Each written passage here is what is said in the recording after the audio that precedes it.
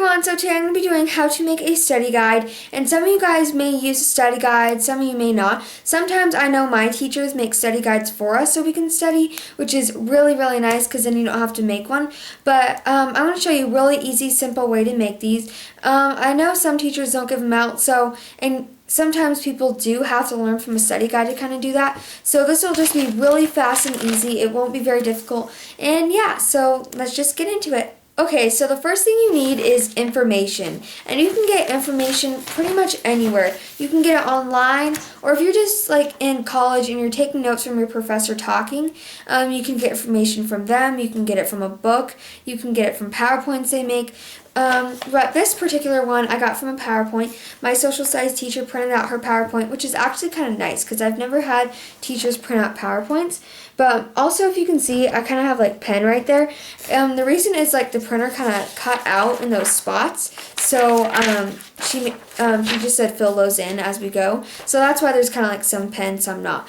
But this is what I'm going to tell you about getting information. So when you get your information, as you go along, you want to pick out the main topic or main idea or the most important things in there. So when she was going through the slides, what I did is I took a purple highlighter and I highlighted the most important thing out of that slide. So if I only got to remember one or two things out of that entire slide, those are the things I would want to know. So that's pretty much what you want to do. Basically, right here, she has a couple bullets, but I highlighted 3 things that was the most important out of there. That's just kind of what you want to go. When you take your notes, you can write in a different colored pen or something what you think the most important thing you can highlight. But I recommend doing, when you get your information, do the most important ideas and things as you go along. Because when you do your study guide, if you have to read through all your information and try to think of it, it's going to take you a lot longer to pull the study guide together, and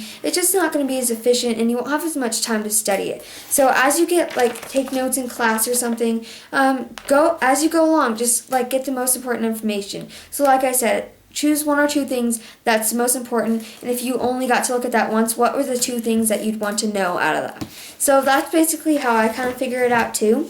And usually the most important things, if you have a little section to read or something out of a book, usually the main idea is either in the first or last sentence. So you can also check that out. That's just kind of what my teachers told me too. We had to do packets on that, on finding the main idea, and it's usually the first or last sentence. And if it's not, just try to pick them out yourself.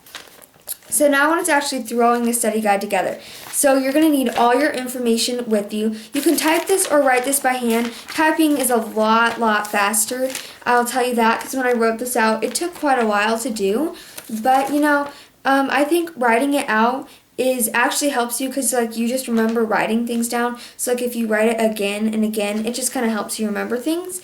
Or if you type it, I guess that could work too. But just make sure you have all your information with you. You can have your class notes, whatever you have, but just make sure you have your information with you. Okay, so once you have your information with you, it's time to pull all that together. So what I do is I use 2 different colors. As you can see, I use purple and blue. So the purple stands for headers and titles of things, and the blue is all the stuff that goes with it, the little bullets that go in that little category. So as you can see, I have social studies notes. I probably should have put social studies study guide, but as you can see, I just put social studies notes, and I made a little star, and I wrote PowerPoint. So then I underlined it. So the reason I put a star is because that's a huge thing. This is all the stuff under this star until the next star is where I'm getting the information from. So if I did need to check back on a PowerPoint and I didn't want to just look on here, if I wanted to check back at the information, I would know I got it from the PowerPoint. So I put it in a big star, and then I do a little bullet, and that's my next thing. Those are the little headers inside that huge category.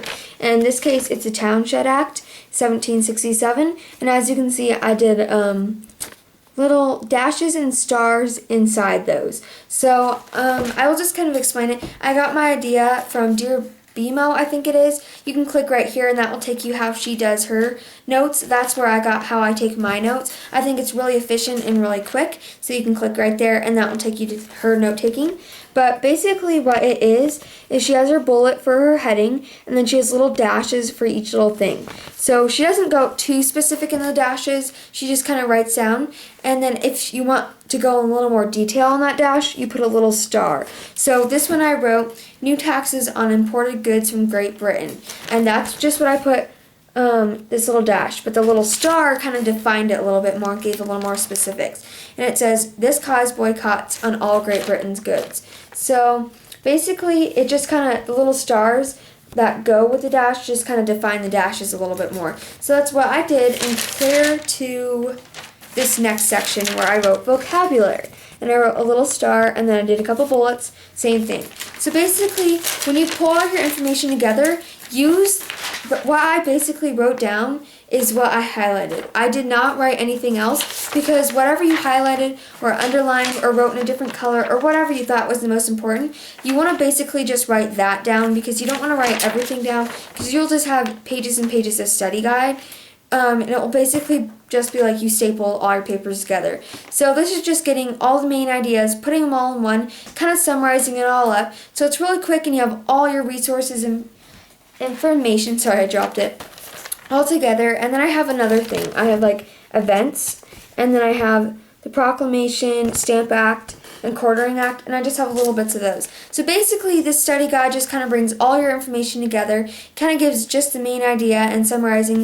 I think this really helped me, because when we took our test, this is what I used to study with, and it was a big lifesaver, because I didn't end up needing to know a ton of this stuff right here.